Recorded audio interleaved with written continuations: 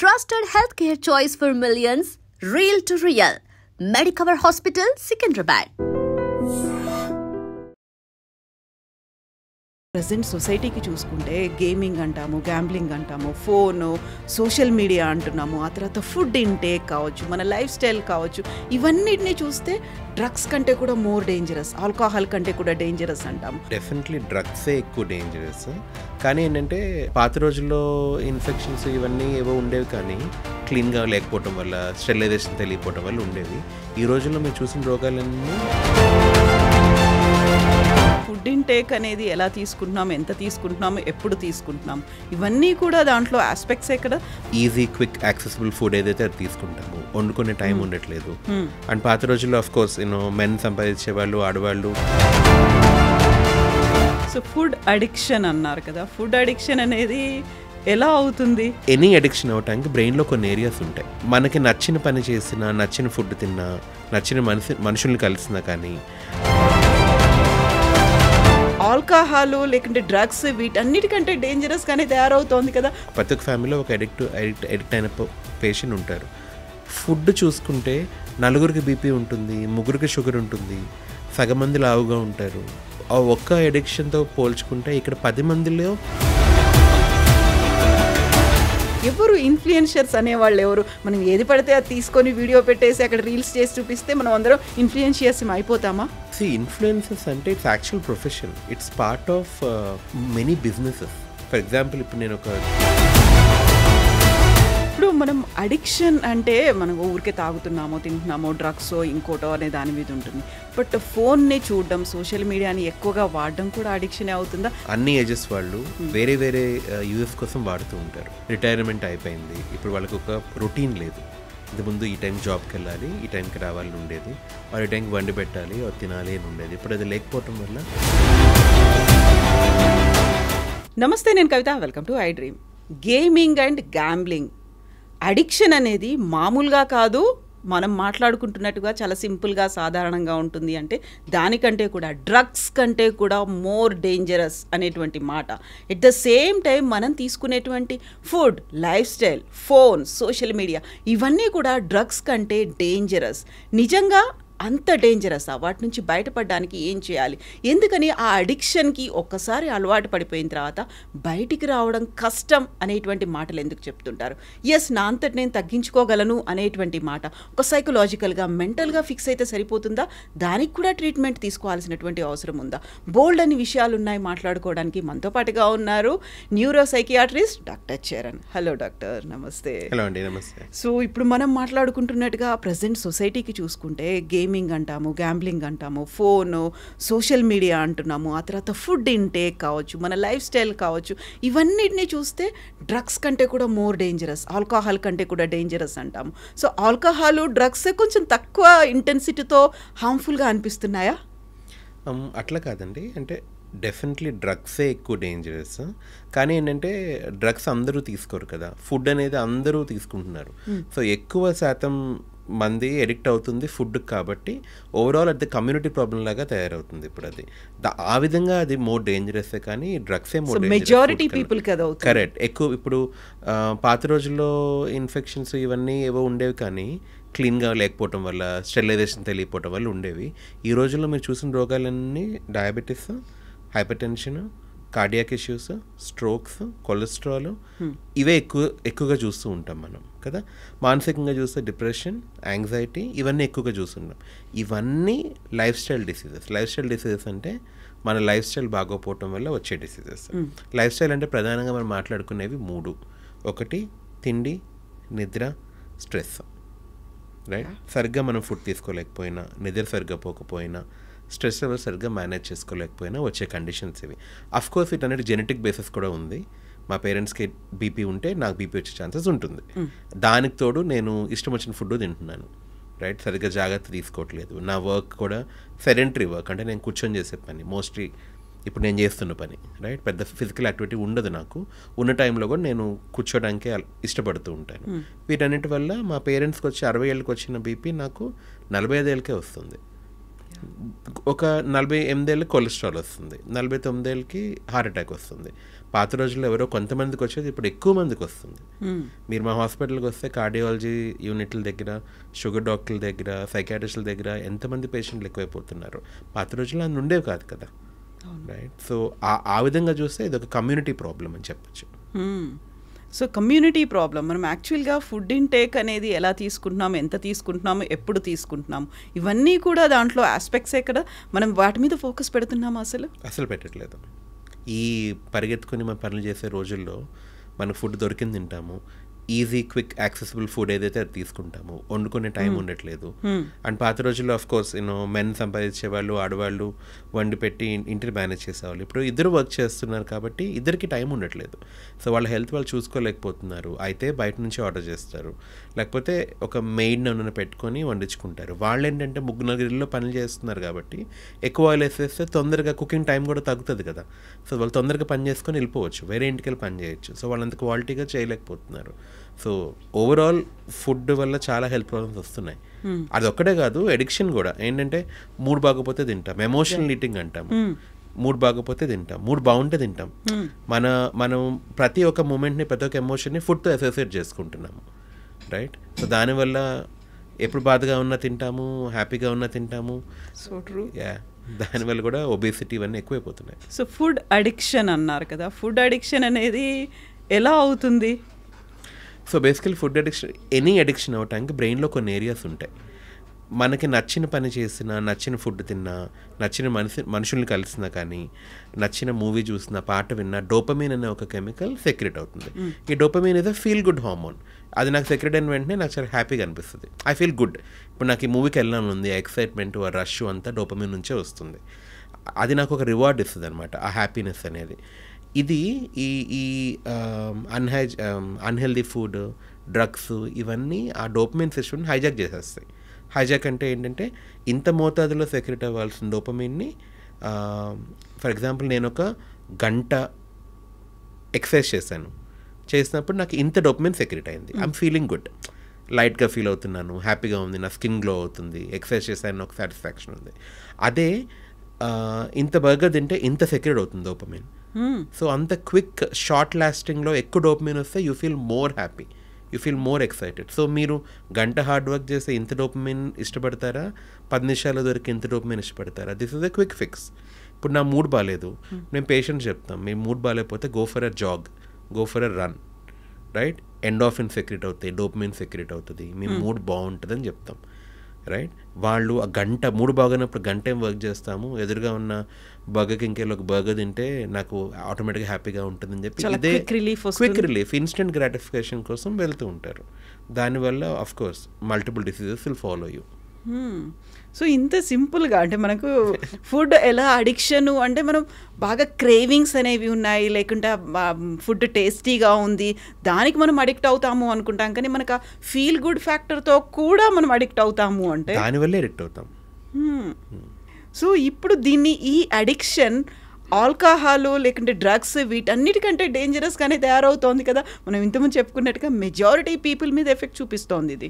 100%. For example ఇప్పుడు ఒక family ఉన్నారు, ఫ్యామిలీలో 10 మంది ఉన్నారు. పాత రోజుల్లో ఇప్పుడు ఈ మధ్యగానే ఎవరో ఒకళ్ళకి ఆల్కహాల్ అడిక్షన్ అది అయ్యే ఛాన్స్ ఉంటుంది. ఒక ఎడిక్ట్ ఉంటారు, ప్రతి ఒక్క ఫ్యామిలీలో ఒక ఎడిక్ట్ అయిన పేషెంట్ ఉంటారు. ఫుడ్ చూసుకుంటే 4 బీపీ ఉంటుంది, 3 షుగర్ ఉంటుంది, సగం మంది లావుగా ఉంటారు, రైట్? సో ఆ ఒక్క ఎడిక్షన్తో పోల్చుకుంటే ఇక్కడ 10 మందిలో 10 రోగాలు ఉన్నాయి కదా, అది బిగ్గర్ ప్రాబ్లం. అది India is battling that currently. పైగా ఒకటి ఏం చెప్పాలంటే Indian food is one of the best foods. మామూలుగా క్యాలరీ వాల్యూలో, న్యూట్రిషనల్ వాల్యూలో కానివ్వండి, వి యూజ్ ఆల్ వెజిటేబుల్స్, అన్ని ఫ్రూట్స్ వాడతాము, మనకు సీజనల్గా వచ్చే ఫ్రూట్స్ చాలా మంచిగా ఉంటాయి. కానీ మనం ఇప్పుడు వెస్టర్నైజ్ డైట్ ఎక్కువ ప్రిఫర్ చేస్తున్నాం, right? So westernise diet, obesity, cardiac issues, diabetes ఇవన్నీ వెస్టర్న్ డిసీజెస్, అంటే యూఎస్లో ఇలా డెవలప్డ్ కంట్రీస్లో ఉన్న డిసీజెస్. మన ఇప్పుడు ఇండియాలోకి రావడానికి కారణం కూడా మన లైఫ్ స్టైల్ ఏదైనా కానివ్వండి, మన ఫుడ్ తినే అలవాట్లు కానివ్వండి, అవన్నీ మోర్ టువర్డ్స్ వెస్టర్నైజ్డ్ ఇది కాబట్టి వాళ్ళకి అంత కంప్లీట్ బ్యాలెన్స్ డైట్ ఉండదు. They are more of breads ఎక్కువ ఉంటాయి, రైట్? అండ్ చీజ్ ఇట్లాంటివి ఎక్కువ వాడుతూ ఉంటారు. That's what people are preferring these days also. So దానివల్ల కూడా ఇష్యూ అవుతుంది. సో ఇప్పుడు మనం షుగర్ గురించి మాట్లాడుకుంటే, షుగర్ కూడా ఒక డోపమైన్ని ఇస్తుందా, లైక్ ఫీల్ గుడ్ ఫ్యాక్టర్లా ఉంటుందా? Very quick. అండ్ షుగర్ గురించి మనం మాట్లాడుకోం పెద్దగా. షుగర్ గురించి మాట్లాడతాం కానీ ఏం చెయ్యము, రైట్? అందరూ చెప్తారు షుగర్ మంచిగా అంటాం కానీ ప్రతి దానిలో షుగర్ వాడుతూ ఉంటాం కదా, కూరల్లో కూడా వాడుతాము. అంటే ఒక స్పూన్ షుగర్ తింటే ఏం అవ్వదు. ఆ ఒక్క స్పూన్ షుగర్కి భయపడిపోయి అది వదిలేసి మిగిలిన చాలా చేత తింటుంటాం. అట్లా కాదు, it's all about balance and moderation. Any డిసీజ్లో మోడరేషన్ ఇస్ ద కీ. మంచి విషయాలు కూడా అతిగా చేయకూడదు. ఇప్పుడు నాకు సన్లైట్లో నుంచుంటే విటమిన్ డి వస్తుందని చెప్పి నేను 10 గంటలు ఎండలో నుంచోకూడదు కదా, right? Everything has a moderation. ఆ మోడరేషన్ ఉండాలి. షుగర్ కొంచెం తీసుకుంటే తప్పేం లేదు, బట్ ప్రధానంగా దాన్నే ఎక్కువ క్రేవ్ చేయకూడదు. That is not good. So ఇప్పుడు మనం షుగర్ గురించి మాట్లాడుకున్నప్పుడు ఆబ్వియస్గా మీరు బర్గర్ అన్నారు కాబట్టి జంక్ ఫుడ్ గురించి అనేది కూడా మాట్లాడుతుంటాం. జంక్ ఫుడ్ అనేది ready to eat, ready to cook ఇలాంటివన్నీ వచ్చిన తర్వాత ఇంకా ఎక్కువ మనం కన్జ్యూమ్ చేయడం పెరిగిందా? 100%. ఇప్పుడు అసలు ఫ్రెష్ ఫుడ్ కన్నా కానీ రెడీ టు ఈట్ ఫుడే ఎక్కువ ప్రిఫర్ చేస్తున్నారు. ఎందుకంటే ఇట్స్ ఆల్ అబౌట్ టైం. మనకి టైం ఎక్కువ ఉండట్లేదు. ఉన్న టైంలో మనం రెస్ట్ తీసుకోవాలి, సోషలైజ్ అవ్వాలి, బయటకు వెళ్ళాలి, బట్టలు కొనుక్కోవాలి, ఫ్యామిలీతో స్పెండ్ చేయాలి. ఇన్ని ఉన్నప్పుడు ఒక నరిష్డ్ ఫుడ్ ఎట్లా ప్రిపేర్ చేసుకుంటాం? పైగా ఇప్పుడు న్యూక్లియర్ ఫ్యామిలీస్, పాత రోజుల్లో ఉమ్మడి కుటుంబాలు ఏం చేసేవాళ్ళు, ఒకళ్ళు కట్ చేసేవాళ్ళు, ఒకళ్ళు ప్రెప్ చేసేవాళ్ళు, ఒకళ్ళు తిన్న తర్వాత ప్లేట్లు కడిగేవాళ్ళు. అట్లా ఒక కమ్యూనిటీ ఫీలింగ్ లాగా వాళ్ళు కలిసి పని చేసుకునేవాళ్ళు. ఇప్పుడు అట్లా ఉండట్లేదు. న్యూక్లియర్ ఫ్యామిలీలో 2 మనుషులు ఉంటారు, ఇద్దరు అలసిపోయి ఇంటికి వస్తున్నారు. వాళ్ళు ఇద్దరు కూర్చొని ఇప్పుడు నా పేషెంట్ చెప్తుంటారు, వండటం ఈజీయే సార్, వండే దాని ముందు కట్ చేయటము, తర్వాత ప్లేట్లు కట్టడమే కష్టం, ఇట్స్ వెరీ డిఫికల్ట్. అందుకని బయట నుంచి ఆర్డర్ చేస్తే ఆ బ్యాగ్లోనే తినేయచ్చు, ఆ బ్యాగ్ బయట పడేయచ్చు, సో ఇట్స్ క్విక్ అని చెప్పి చెప్తుంటారు. సో టైం కేటాయించట్లేదు for what is essential. So ఇప్పుడు దీని మీద మనకు అన్నీ తెలుసు, కాకుంటే టైం బీయింగ్ అనో లేకుంటే మాకు కొంచెం కలిసి వస్తుంది అనేదో మేము అలసిపోయాము అనుకుంటాము. కాకుంటే ఇది మోర్ డేంజరస్, మోర్ హార్మ్ఫుల్గా మారుతోంది కదా ఇప్పుడు మన ప్రజెంట్ లైఫ్ స్టైల్ కావచ్చు, మనం ఉన్నటువంటి అట్మాస్ఫియర్ కావచ్చు, ఎన్విరాన్మెంట్ కావచ్చు, ఇవన్నీ మన మీద ఇంపాక్ట్ చూపిస్తున్నాయని తెలుసు. బట్ ఎందుకని మనం అవాయిడ్ చేయలేకపోతున్నాం? ఎందుకని we're not focusing on ourselves? మీకు ఒకటి చెప్తాను, అంటే ఐ డోంట్ నో ఇఫ్ అదే మీ అడిగిందంగా రెలవెంటో కాదు. మీరు ఎవరైనా ఇన్స్టాగ్రామ్లో ఇప్పుడు పప్పన్నం ఉంది, దాని ఫోటోలు తీసి ఫ్యాన్సీగా పెడతాం, చూసారా? లేదు. బర్గర్ని కానీ చాక్లెట్ కానీ ఇవన్నీ తీసి పెడుతుంటాము. ఇప్పుడు నేను ఫర్ ఎగ్జాంపుల్ ఒక చాక్లెట్ కేక్ని, చాలా వెరీ గుడ్ లుకింగ్ చాక్లెట్ కేక్ని ఫోటో తీసి పెట్టాను, రైట్? వెంటనే నాకు 10 మంది మెసేజ్ చేస్తారు, ఇది ఎక్కడ? వాళ్ళు అక్కడికి వెళ్ళాలి, వాళ్ళు అదే ఎక్స్ప్లోర్ చేయాలి, ఆ కేకే తినాలి. సగం మందికి నచ్చదు కూడా, బట్ అదొక లైఫ్ స్టైల్ లాగా అయిపోయింది.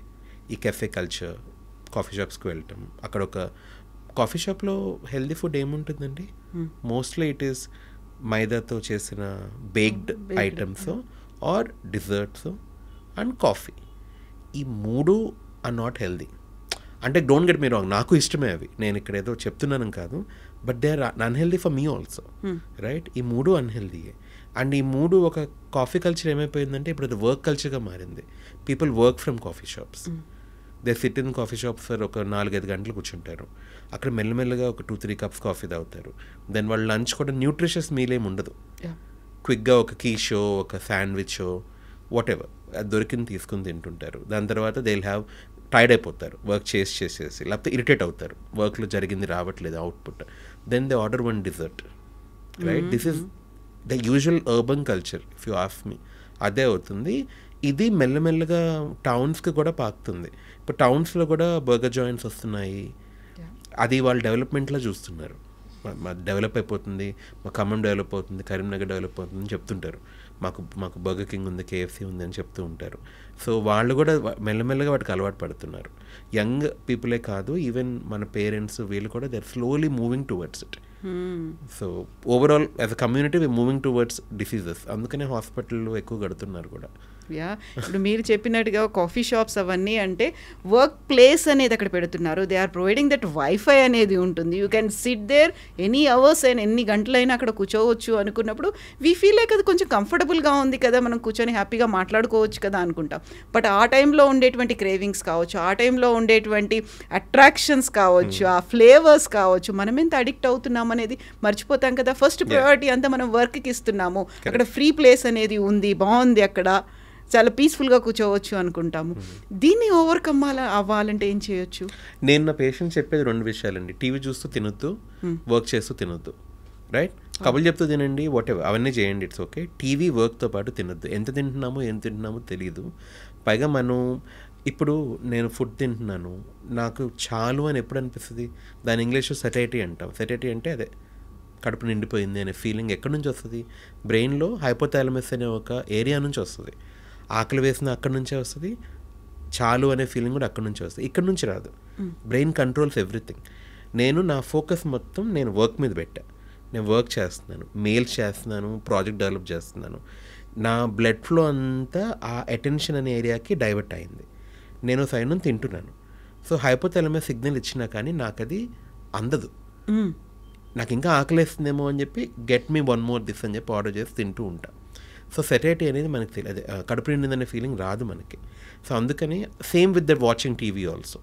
టీవీ చూసి తింటూ ఉంటాం కాబట్టి ఫోకస్ అంతా ఒక దాని మీద పెట్టినప్పుడు ఫుడ్ నాకు కడుపు నిండిందనే ఫీలింగ్ రాకపోవటం వల్ల ఎక్కువ మోతాదులో తినేస్తూ ఉంటాం, ఎంత తినాలో తెలియకుండా.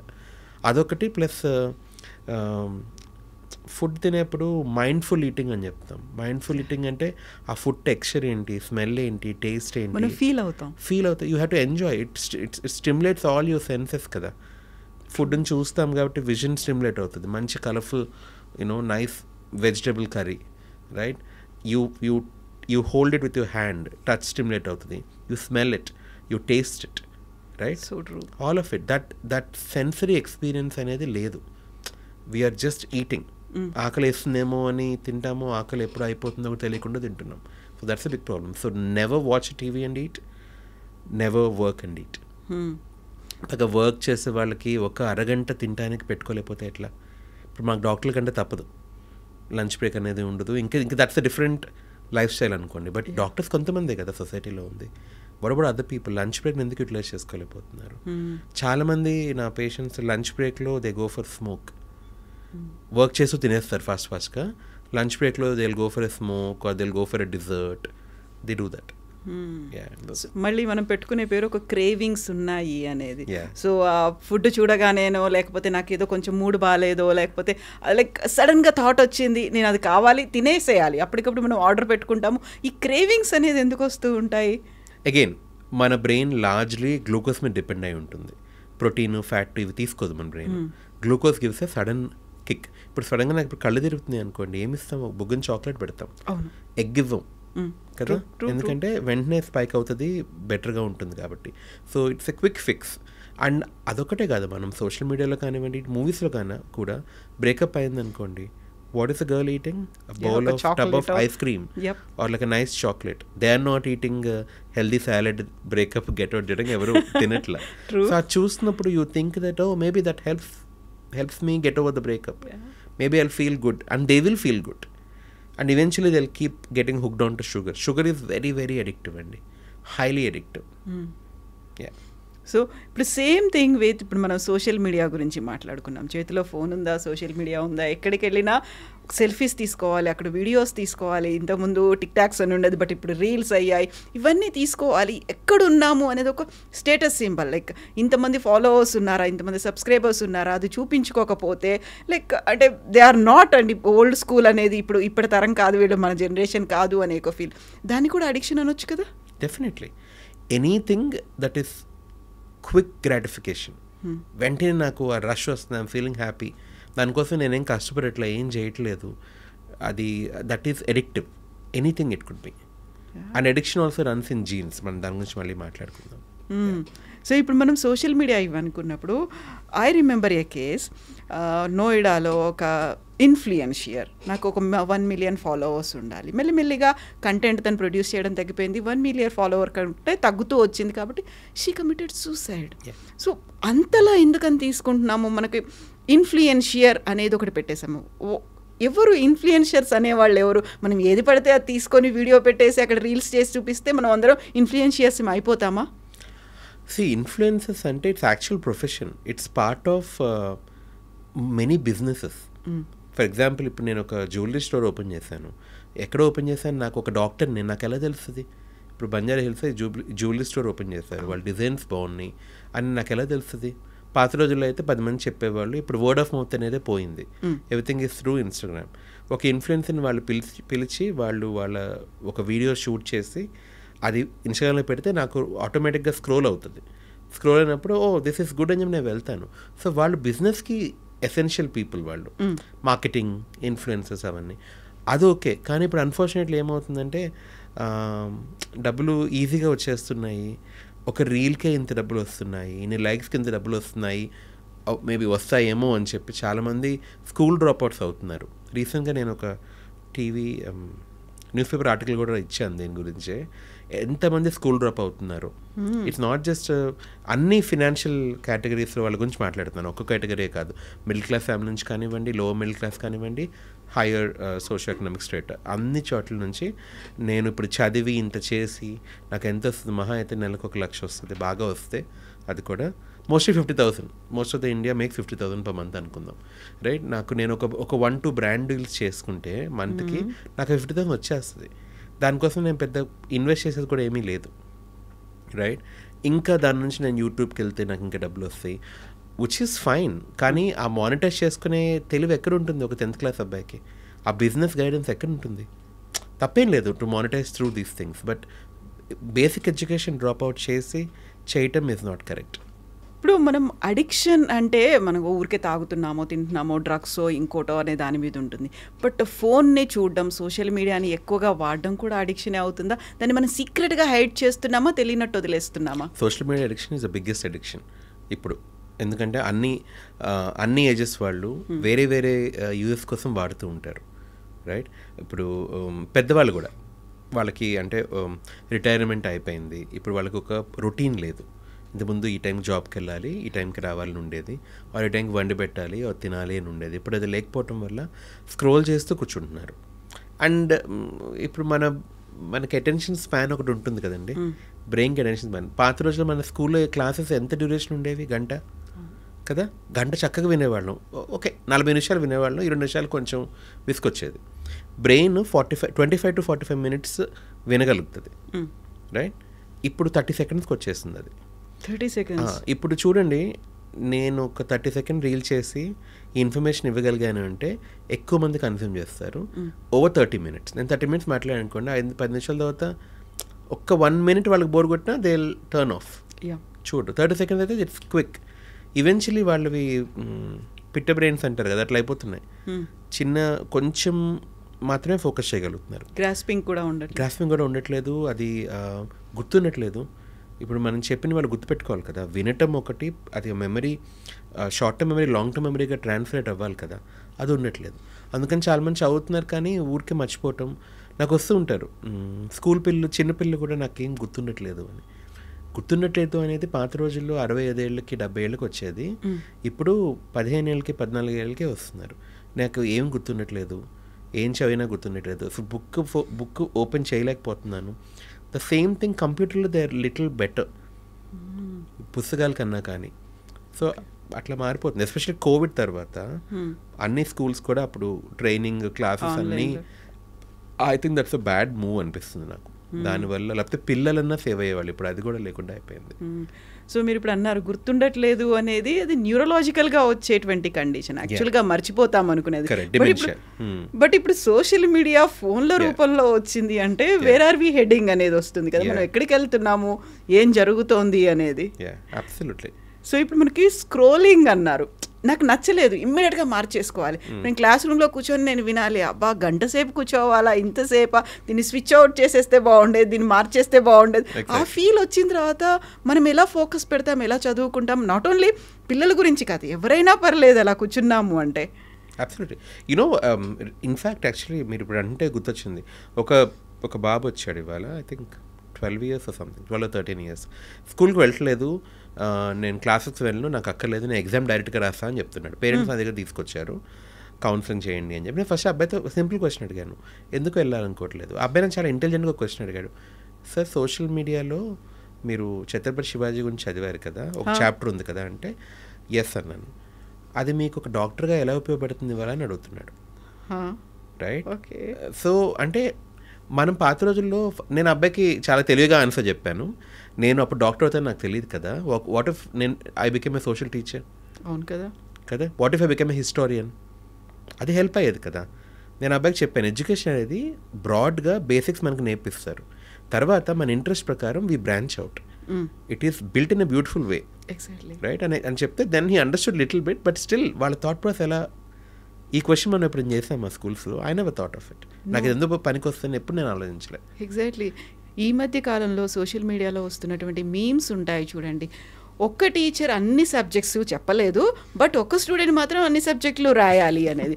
అదే టీచర్ మాత్రం ఇయర్స్ టుగెదర్ అదే టాపిక్ అదే సబ్జెక్ట్స్ చెప్తుంటారు.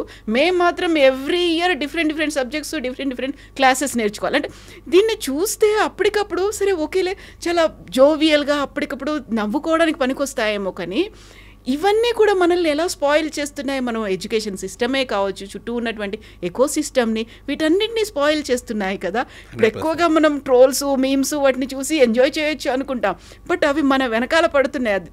దోస్ థింగ్స్ ఆర్ హాంటింగ్ అస్. మర్చిపోతున్నామే మనం. అవన్నీ రియల్ థాట్సే కదా, ఫన్నీ థాట్స్ అయినా కానీ దోస్ ఆర్ రియల్ థాట్స్. అది నిజంగా అట్లా బ్రెయిన్లోకి వస్తుంది పిల్లలకి ఆ వయసులో. ఇట్స్ అన్ఫార్చునేట్ యాక్చువల్లీ చెప్పాలంటే. దానికి ఆన్సర్ చెప్పొచ్చు మీరు. టీచర్కి శాలరీ ఇస్తున్నారు, మీరు మీ ఇంట్లో డబ్బులు తీసుకొచ్చి స్కూల్కి ఇస్తున్నారు. So that's a difference. You are not the teacher, right? Teacher is an employee and you are a student. So ఇప్పుడు ఓల్డ్ స్కూల్ కాదు, మేము ప్రజెంట్ జనరేషన్లో ఉన్నాము. నా చుట్టూ ఉన్నటువంటి సొసైటీ దేన్నైతే ఫాలో అవుతుందో I'm just following that society కావచ్చు, ఆ ట్రెండ్ కావచ్చు అనుకుంటూ నేను ఇందులోకి వచ్చేస్తున్నాను. బట్ ఎంత టైం నేను స్పెండ్ చేస్తున్నాను, ఎన్ని అవర్స్ స్పెండ్ చేస్తున్నాను, ఎన్ని అవర్స్ దాటితే అది అడిక్షన్ అవుతుంది, ఎలా తెలుసుకోవచ్చు? యాక్చువల్లీ WHO ఆల్రెడీ గైడ్లైన్స్ ఇచ్చాయండి, ఎస్పెషలీ ఆఫ్టర్ కోవిడ్ అప్పుడు, బికాస్ చాలామంది ఎడిక్ట్ అవుతున్నారు అని చెప్పి. ఫస్ట్ 2 years లోపు 0 స్క్రీన్ టైం. అది మనం అమెరికాలో ఉన్న చుట్టాలకి చూపించడానికి కూడా పిల్లల ముందు స్క్రీన్ పెట్టకూడదు. పెట్టినా కానీ ఫోన్ మన సైడ్ తిప్పుకొని ఉండాలి. వాళ్ళు they can just see back of my phone. అంత స్ట్రిక్ట్గా ఉండాలి ఫస్ట్ 2 yearsలో. తర్వాత 2 years నుంచి ప్రైమరీ స్కూల్ వరకు they say that 1 to 2 hours this includes educational activities also, right? దాని తర్వాత they say that you can give up to 3 hours, right? మనకు కూడా they say up to 3 hours only. That includes socialising, talking on the phone, video calls, what ever, entertainment, academics అన్నీ కలిపి. But మన IT జాబ్లో వాళ్ళు 10 hours 12 hours screen మీద ఉంటారు, then మిగిలిన 3-4 hours చిన్న స్క్రీన్ మీద ఉంటారు, రైట్? సో వాళ్ళకి అందుకని చాలా హెల్త్ ఇష్యూస్ వస్తాయి. నా పేషెంట్స్ ఐ థింక్ 80% వాళ్ళు ఐటీ ఎంప్లాయీసే. నిద్ర అసలు స్లీప్, ఎంత స్లీప్ ఇష్యూస్ వాళ్ళకి, చాలా స్లీప్ ఇష్యూస్. సో ఇప్పుడు అన్ని హైబ్రిడ్ క్లాసెస్ వచ్చాయి అనుకున్నప్పుడు ఫాలో అవ్వాలి, లేకపోతే మనం వెనకబడిపోయామనే ఫీల్ ఉంటుంది. కంపల్సరీగా ట్యాబ్స్ అనేవి ఉండాలి, లేకపోతే వాళ్ళు అప్గ్రేడ్ అవ్వాలి అనుకుంటున్నప్పుడు మనం తీసుకోవాల్సినటువంటి జాగ్రత్తలు ఏముంటాయి? ఐదర్ ఇట్ మేబీ స్కూల్ కావచ్చు, మన ఇంట్లో కావచ్చు, పిల్లల కోసం ఒక ప్రొటెక్షన్ అనేది మనం ఏం చేయలేం, కాకుంటే తీసుకోవాల్సినటువంటి జాగ్రత్తలు. ఫస్ట్ ఆఫ్ ఆల్ ఇంట్లో కూడా నో స్క్రీన్ ఏరియాస్ పెట్టాలి. నో స్క్రీన్ ఏరియాస్ అంటే ఫర్ ఎగ్జాంపుల్ బెడ్రూమ్లోకి no phone allowed, dining table దగ్గర no phone allowed. Basics, let's just start with that, right? And నువ్వు ఫస్ట్ ఆఫ్ ఆల్ పిల్లలతో నువ్వు ఇలానే చేయంటే వాళ్ళకి చాలా కోపం వస్తుంది. టీనేజర్స్కి వాళ్ళు దానికి ఇంకా రెట్టింపు దీంతో చేస్తుంటారు. చిరాకు ఎక్కువ పట్టము, ప్యాసివ్ అగ్రెసివ్, ఫుడ్ తినకపోవటము, స్కూల్కి వెళ్ళకపోవటము, స్కూల్ డుమ్మో గట్టేసి బయట కూర్చోవటం, ఇట్లా, రైట్? అట్లా కాకుండా పిల్లలతో కూర్చొని గైడ్లైన్స్ ఫామ్ చేయండి ఫస్ట్. నానా, I think you should look at your screen only for 2 hours a day. What do you think? They'll say, no, I want to see for 5 hours. Kada iddaru kalisi come to 2.5 hours, right? Okay, నీకు 2.5 hours time మాత్రమే, and you have to give the phone to me, right? And పిల్లలతో కూర్చొని guidelines form చేస్తే వాళ్ళకి కూడా control ఉందనే ఒక feeling వస్తుంది. సో వాళ్ళు ఒబే చేసే ఛాన్సెస్ ఎక్కువ ఉంటాయి దానికి, రైట్? ఆ టైం తర్వాత you have to take off all the screens from them, right? And age appropriate budget phones ఇస్తే బెటర్. ఇప్పుడు నో వన్ ఈజ్ యూజింగ్ కదా అలాంటివి. No one is using, yeah, I understand. But ఇది అంటే everyone has to implement. చాలామంది ఎందుకు వాడరు చెప్పిన, ఇప్పుడు నా ఫ్రెండ్స్ అందరి దగ్గర they have iPhones, latest ones, so whatever old ones. నా దగ్గర I have one small phone. నాకు ఫస్ట్ నామోషిగా ఉంటుంది, ఆర్ వాళ్ళు కూర్చొని మాట్లాడుకున్న టాపిక్స్ నాకు అర్థం కూడా కాకపోవచ్చు. వాళ్ళు యాప్ చూసావా అని మాట్లాడుకున్నప్పుడు నాకు అసలు తెలియని కూడా తెలియదు. నేను సింగిల్ అవుట్ అయిపోతాను. సో నాకు కూడా అదే కావాలని చెప్పి చాలామంది పిల్లలు గొడవలు పెట్టి సూసైడ్ అటెంప్ట్ దాకా కూడా వెళ్ళారు చాలామంది పిల్లలు. యాక్చువల్లీ చెప్పాలంటే ఐ నో ఒక ఫాదర్ అయితే స్కూటర్ అమ్మేసి మరీ ఐఫోన్ కొనిచ్చారు. So he said that iPhone ప్రైస్తో 3 స్కూటర్లు వస్తాయి, నాకు అది కొనివ్వాల్సి వచ్చింది మా అబ్బాయికి, బికాజ్ అదర్వైజ్ చచ్చిపోతానని పెట్టి కూర్చున్నాడు అని చెప్పి. అంటే ఇట్స్ అన్ఫార్చునేట్. అబ్బాయిని బ్లేమ్ చేయడం కూడా లేదు, అలా అయిపోతున్నారు పిల్లలు. అందరూ కాదు, కొంతమంది ఆఫ్ కోర్స్. స్టేటస్ సింబల్ కావచ్చు, పీర్ గ్రూప్ కావచ్చు, ఇవన్నీ కూడా అందులో అయిపోయాయి. ఎడిక్షన్కి one of the biggest influence peer pressure. అది డ్రగ్స్ కానివ్వండి, ఫోన్ కానివ్వండి, whatever it is, right? Peer pressure. చాలామంది తాగాలందో first of all alcohol taste ఏం బాగోదు, రైట్? స్మోకింగ్ కూడా ఏం బాగుండదు. Someone does it, right? ఎందుకు చేస్తారంటే ఆ గ్రూప్లో మింగిల్ అవ్వాలను, ఆ క్యూరియాసిటీతోనూ, ఆ అడ్వెంచరస్, ఆ వైల్డ్ స్ట్రీక్తోనూ, లేదు తాగు కమాన్ హ్యావ్ ఎ షాట్ అని చెప్పి ఫ్రెండ్స్ ఫోర్స్ చేయటం వల్ల మొదలు పెడతారు. సగం మంది అట్లాగే. కొంతమంది మాత్రం బాగా డిప్రెషన్ నుంచి బయటకు రావడానికి అట్లాంటి టైంలో వెళ్తుంటారు. ప్రతి మూవీలో చూపిస్తారు కదా, హార్ట్ బ్రేక్కి అమ్మాయిలు అయితే చాక్లెట్ ఐస్ క్రీమ్ తింటున్నారు, అబ్బాయిలు అయితే బార్కి వెళ్తున్నారు. అది ఎంతమంది నిజంగా చేస్తారు రియల్ లైఫ్లో? చాలామంది చేస్తారు. I think movies are the biggest influence on our brains నన్ను అడిగితే. Huge influence. మీరు 10 మంది సినిమాలు అదే ఇయర్లో ప్రొడ్యూస్ చేయండి, అవి హిట్ అయితే చాలా సత్ప్రవర్తన వస్తుంది సొసైటీలో. 10 ర్యాష్ వైలెంట్ సినిమాలు చూపించండి, చాలా క్రైమ్ రేట్స్ పెరుగుతాయి. It's huge influence. సో ఇప్పుడు మనం అడిక్షన్ గురించి మనం మాట్లాడుకున్నప్పుడు, అడిక్షన్ అనేది ఏ టైంలో అవుతుంది? నేను ఏదో ఒకటి తాగుతున్నాను, లిమిటెడ్గా తాగుతున్నాను, కొంతమంది కొన్ని రీజన్స్ ఉంటాయి. డాక్టర్ చెప్పాడు, లేకుంటే హార్ట్ ప్రాబ్లం ఏదో ఉంది, this is good for you అన్నాడు, ఈ డోస్లో తాగమన్నారు, పర్లేదు నేను ఒక సోషల్ డ్రింక్ అనే తాగుతున్నాను కదా, డైలీ తాగట్లేదు కదా. Everyone has their own reason, దీనివల్లే నేను తాగుతున్నాను అనే ఫీల్ ఉంటుంది. బట్ దే డోంట్ యాక్సెప్ట్ అదొక అడిక్షన్లా మారిపోయింది అనేది. ఎప్పుడు రియలైజ్ అవుతారు ఇది అడిక్షన్ అనేది? This is I think the most important question. ఇందులో 6 ఫీచర్స్ ఉన్నాయండి. 6 ఫీచర్స్లో ఏదైనా 3 ఉంటే కనుక మీరు అడిక్టే. అది మీకు మీరే అవగాహన చేసుకోవచ్చు. First thing is craving. For example నేను నా ఎగ్జాంపుల్ ఇస్తున్నాను. నాకు అడిక్షన్స్ ఏం లేవు, బట్ అర్థం అవ్వాలని చెప్పి చెప్తున్నాను. నేను స్టూడియోలో ఒక డాక్టర్ని కూర్చొని ఇంటర్వ్యూ ఇస్తున్నాను. నా మైండ్ మాత్రం ఈ ఇంటర్వ్యూ అయిపోయిన వెంటనే ఒక డ్రింక్ తాగితే బాగుండు, నా కార్లో ఒక డ్రింక్ పెట్టుకుంటే బాగుండు, లేకపోతే వెంటనే దగ్గరలో ఉన్న బార్స్ ఎక్కడున్నాయి ఆర్ క్లబ్స్ ఎక్కడున్నాయని సర్చ్ చేస్తున్నాను. అది ఎడిక్టివ్ బిహేవియర్. ఆ క్రేవింగ్ ఏదైతే ఉందో అది first addictive behaviour. Second thing loss of control. Loss of control అంటే నేను పార్టీకి వెళ్ళా, నేను తాగొద్దని అనుకున్నా, నాకు ఎడిక్షన్ లేదు కాబట్టి నేను తాగకుండా ఉండగలను. ఎడిక్ట్ అయిన వాళ్ళు ఆ initiate they will start. Second thing, for example నేను ఇవాళ పార్టీలో నేను 30 ml ఒక డ్రింకే తాగుతాను అనుకున్నా. ఎడిక్ట్ అయిన వాళ్ళు 30 mlతో ఆపలేరు, they will keep going high and high and high, right? Third thing is termination. నేను 3 డ్రింక్స్తో ఆపుదాం అనుకున్నా. ఎడిక్ట్ అయిన వాళ్ళు ఆపలేరు till they pass out. That's the second feature. First thing is craving, second thing is loss of control. Third thing is called tolerance. Tolerance అంటే నాకు ఒకప్పుడు 30 ml తాగితే వచ్చిన హై ఇప్పుడు ఫుల్ బాటిల్ తాగితేనే వస్తుంది. 30 mlతో నాకు ఏం రావట్లా, చక్కగా తాగొచ్చి ఇలా స్టూడియోలో కూర్చొని కూడా నేను ప్రాపర్ ఇంటర్వ్యూ కూడా ఇవ్వగలను. అలాంటప్పుడు అది ఎడిక్షన్కి ఫస్ట్. ఇది brain is getting hooked on to the drug. So దానికి బ్రెయిన్కి అది సరిపోవట్లేదు. So brain is making you drink more, making you smoke more, making you eat more, what ever, making you watch more, right? ఇవన్నీ అవుతుంది. ఈ 3 top most features అండి. ఇది కాకుండా 4th ఫీచర్ ఏంటంటే, ఆల్రెడీ డాక్టర్ చెప్పారు మీకు లివర్ ఫ్యాటీ లివర్ ఉంది ఆర్ లివర్ ఎఫెక్ట్ అయింది, మీరు ఆల్కహాల్ ముట్టుకోవడానికి వీల్లేదు అని చెప్పినా కానీ యూ గో అండ్ డ్రింక్. అంటే drinking despite knowing the harmful consequences doctor చెప్పిన తర్వాత కూడా. అది 4th feature. 5th feature lack of pleasure in any activities. నాకు ఒకప్పుడు మా ఫ్యామిలీతో ట్రావెల్ చేయడం ఇష్టం. నా ఫేవరెట్ హీరో సినిమా వచ్చిందంటే 1 వీక్ ముందు ఎక్సైటింగ్ ఉంటుంది.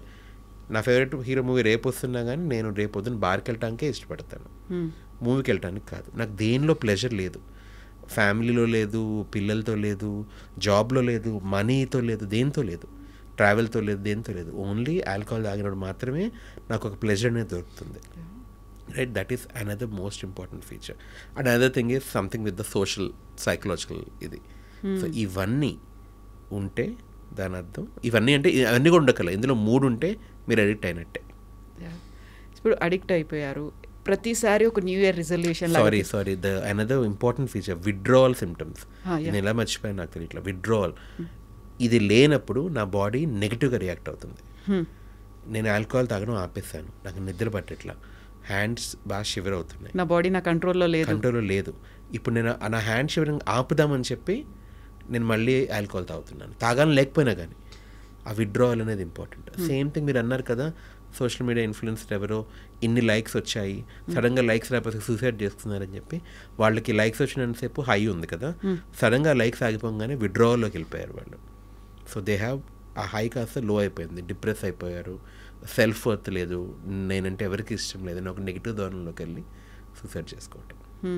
ప్రతిసారి ఇంట్లో ఏదో ప్రెషర్ ఉందనో, లేకుంటే ఇంకో హెల్త్ ప్రాబ్లం ఉందనో, లేకపోతే న్యూ ఇయర్ వచ్చిందనో, మనంతట మనం ఒక మారాలి అనేటువంటి ఒక ఏమంటారు ఒక ఫైన్ డే ఒక డెసిషన్ అనేది తీసుకుంటాం, న్యూ ఇయర్ రిజల్యూషన్ అనేది పెట్టుకుంటాం. బట్ కాదు, ఇది లాస్ట్ డ్రింక్ అనేటువంటి ఒక పేరు కాయిన్ చేసేసుకుంటాం, ఇది లాస్ట్, ఇంతకు మించి కాదు అనేది. ఇంట్లో చెప్తాము, ఫ్రెండ్స్కి చెప్తాము, పార్టీలో చెప్తాము, అందరికీ ఉంటుంది. బట్ లాస్ట్ డ్రింక్ అనేది ఎప్పుడు లాస్ట్ డ్రింక్ కాదు, that will continue forever. ఈ లాస్ట్ డ్రింక్ ఎందుకని కంటిన్యూ అవుతూ ఉంటుంది? నేను ఇందాక చెప్పాను second feature loss of control అన్నాను కదా, ఆ టర్మినేట్ చేయలేరు వాళ్ళు. Brain will not let you stop అనమాట. నువ్వు అది కావాల్సిందే. అది మనిషి క్యారెక్టర్తో సంబంధం లేదు. ఇంత చదువుకున్న నేనైనా మీరైనా ఎవరైనా ఒకసారి డ్రగ్ అలవాటు అయిందంటే మనం అట్లాగే బిహేవ్ చేస్తాం. ఇదేదో మంచోడు చెడ్డోడు అసలు ఆ కాన్సెప్టే లేదు అక్కడ. So that's also one of the feature. Brain craves for it. So చాలామందికి ఆ మోటివేషన్ ఆపేయాలని మోటివేషన్ ఉండదు. కొంతమంది పేషెంట్స్ చెప్తారు, మహా అయితే ఏమని చచ్చిపోతాం అంతే కదా, రైట్? అంటే what's the worst that will happen?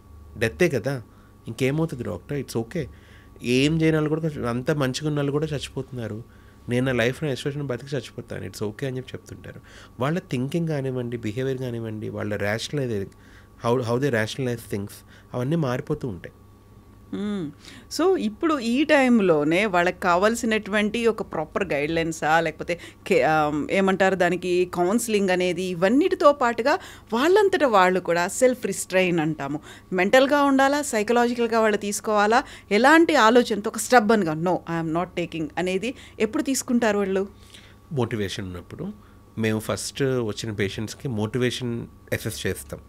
Motivation assess చేసి ఫ్యామిలీ మెంబర్స్తో చెప్తాం, ఇతను మారడా, ఏం చేయాలి, అడ్మిట్ చేయాలా లేకపోతే అవుట్ పేషెంట్ బేస్లో ట్రీట్మెంట్ చేయాలి అనేది ఎలా డిసైడ్ చేస్తామంటే, ఫర్ ఎగ్జాంపుల్ ఒక ఆల్కహాల్ అడిక్షన్ అయిన మనిషి ఉన్నాడు. ఫస్ట్ క్వశ్చన్ అడిగేది, మీరు ఎందుకు మారాలనుకుంటున్నారు? సగం మంది పైన చెప్పే రీజన్, వద్దు సార్ మా వైఫ్ వెళ్ళిపోతా అంటున్నారు, మా పిల్లల్ని తీసుకొని, లేకపోతే నాకు జాబ్ ఫైనల్ వార్నింగ్ ఇచ్చారు, తాగకపోతే తీసేస్తామని చెప్పి, వద్దు సార్ నా లైఫ్ స్పాయిల్ అయిపోతుంది ఆపేస్తానంటే, that is bad reason. That is an external motivation. ఇప్పుడు వైఫ్ కోపం పడలేదు, ఆర్ వైఫ్ యాక్చువల్లీ ఒక నెల ఊరికి వెళ్ళారు, అప్పుడు మళ్ళీ తాగుతాం. ఇంటర్నల్ మోటివేషన్ ఏదైతే ఉందో, నా హెల్త్ స్పాయిల్ అయిపోతుంది సార్, దీనివల్ల నాకు ఫ్యూచర్ అనేది లేకుండా అయిపోతుంది, ఆ ఇంటర్నల్ మోటివేషన్ ఉన్న మనిషి మాత్రమే మారగలుగుతాడు. వాళ్ళకి మేము ట్రస్ట్ చేసి ఓపీ బేస్లో కూడా ట్రీట్మెంట్ ఇస్తూ ఉంటాం, రైట్? వేరే వాళ్ళకి అడ్మిట్ చేసినప్పుడు ఫస్ట్ మోటివేషన్ కౌన్సిలింగ్గా పంపిస్తాం.